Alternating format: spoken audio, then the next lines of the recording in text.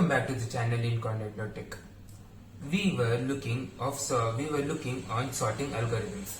We have previously looked upon selection sort and bubble sort. Those two types of sorts were brute force sorting. Now let's look about merge sort. Merge sort uses the divide and conquer technique. That is, make a bigger problem into two smaller problems and then solve those two problems to get the solution for the bigger problem. So here in merge sort, let's understand merge sort by using an example. Here we have list of elements, 6 elements, 6, 5, 12, 10, 9 and 1. Let's try sorting them using merge sort algorithm. First, this is our problem. Now let us try to make the problem smaller by dividing this array into two smaller arrays. Now on dividing this array into two smaller arrays, we get 6, 5, 12 on one side and 10, 9, 1. Now our problem has become that we have to sort these two smaller arrays instead of this big large array. Now for solving this smaller array, we'll again use merge sort. That is, we'll divide this array into much smaller arrays and then further solve it. On dividing this array also into smaller array, we get 6 on one side, 5, 12 on another side. Similarly, dividing here also, we get 10 on one side and 9, 1 on one side. So we try to divide the problem until we get a trivial solution. Here 6, we have a trivial solution, that is 6 is sorted because there is only one element. So 6 remains as it is. Whereas 5 and 12 can be divided into much smaller arrays. So this further will be divided into 5 and 12 respectively.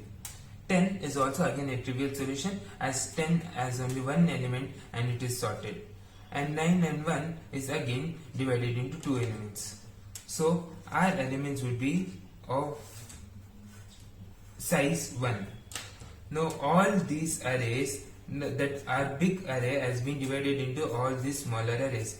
Now all these individual arrays are now sorted, can be assumed, because all are trivial solutions as the length of each array is 1. Now to get the fully sorted array, we have to combine the smaller solutions to get the bigger solution. So on combining these two, while combining, we'll try to place it in an increasing order. So on combining, we get 5 here and 12 here. The solution for 6 remains same as it is a trivial solution. Solution for 10 also remains same as it is a trivial solution. Now solution for 9 and 1 can be found by will be arranged in ascending order. It would be 9 and 1. So now we have these solutions. Now again we'll combine these solutions to get a bigger solution. So in combining these both, we get 5, 6, 12. On combining these both, we get 1, 9 and 10. So here we have the solution for these other one step ahead. Now for getting the final solution, we combine these two solutions also. So the final set would be 1, 5, 6, 9, 10, 12. So this is our sorted array solution. So this is the sorted array which we are trying to find.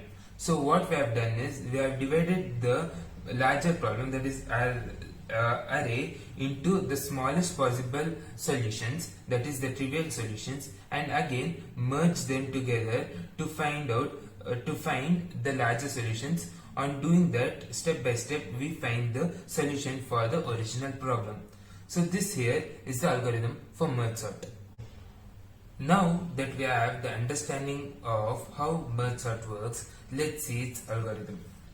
So we have basically two different functions which work together to find the solution of merge sort.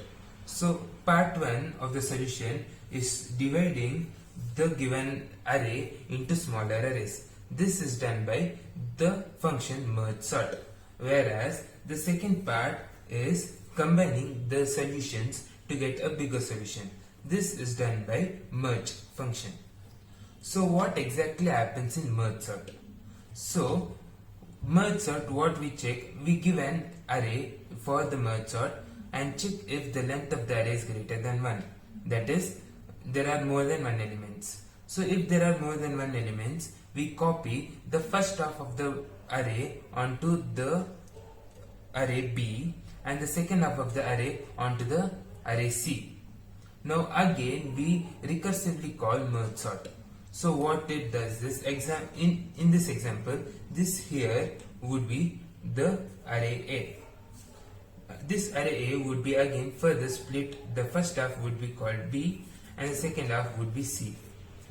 So on calling the function merge sort again on B, this would be the next A, and this A would be divided into this B and C. Similarly, this C would be again called merge sort. So this would be given A, this would be B, this would be C. So on recursively calling, this C again would be recursively called. So this would be A, B and C. So this division occurs until the length of the string is greater than 1. So until we reach this place, that is finding a trivial solution, the merge sort continuously splits the array into smaller pieces until it reaches the size 1. So upon reaching the size 1, we will be calling the merge function. So what this merge function does is it tries to combine two solutions to give a bigger solution. So here we have the two smaller solutions B and C. We are trying to combine these both solutions and get a bigger solution A. So what we will do is we iterate to both of the solution and check which has the smaller array, and then find and then place it in the array. Let's understand this with an example. Now consider the B has elements. Here 6 and C has elements 5 and 12. As you can see in this case, we are trying to find out the solution in this case. So this would be here B and this would be here C. So the value I iterates to the function B and J iterates to the function C and K iterates to the answer solution A here. So this would be A. So first I'll check the ith position of B array and then the jth position of B array and check which is the smaller. Here J is smaller, so it goes to this else part and make the solution as jth position. So if I have another array A which is the solution, since C of J is smaller than B of I, that is 6 is lesser than or equal to 5, I'll go to the else part and make A of K is equal to C of J. So that is here 5 would be added.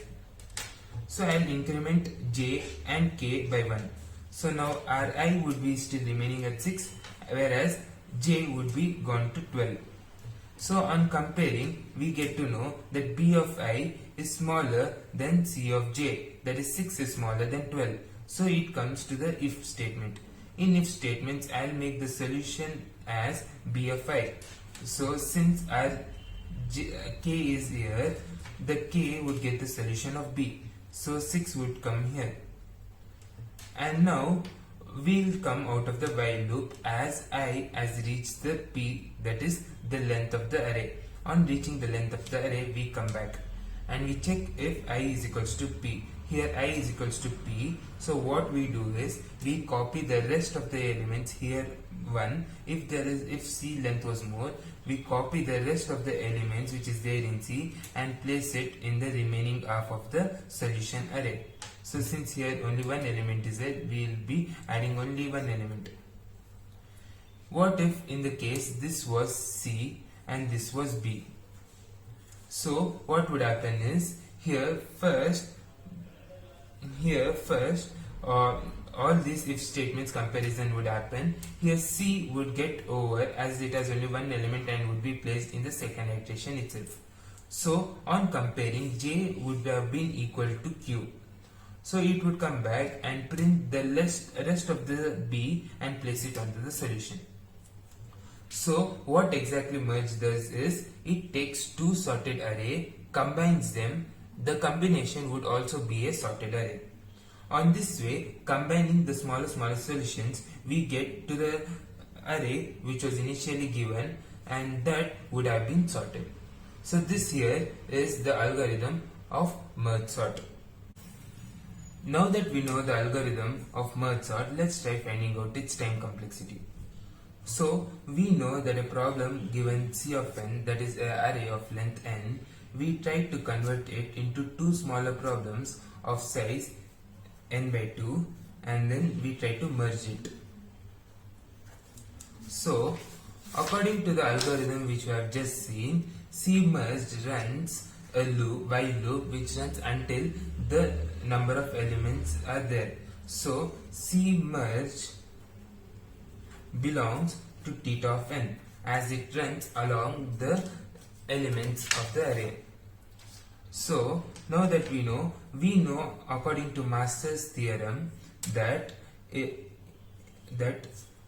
if log a to the base b is equals to c, we get a solution log, that is n power c, log n to the power k plus 1. So here we know, so this here would be the value of a, this here would be the value of b, and merge, since n is 1, this would be the value of c. So log 2 to the base 2 is equals to 1. So this falls under case 2 of Master's theorem. So according to that, here our value k is equals to 0. So on putting all the values, we get C of n belongs to theta of n log n. So this here would be the time complexity. The time complexity is not linear. So therefore the merge sort, as the size of the array increases, the time complexity, that is the time needed for sorting the algorithm, wouldn't increase linearly with the merge sort. Now that you have understood the merge sort, its algorithm and time complexity, I hope it is easy for you to implement it in C programming language. In the description, I have added a link so that you can find the code for merge sort in C programming language. So if you have liked the video, please do like, share and subscribe. Thank you for watching the video. Thank you.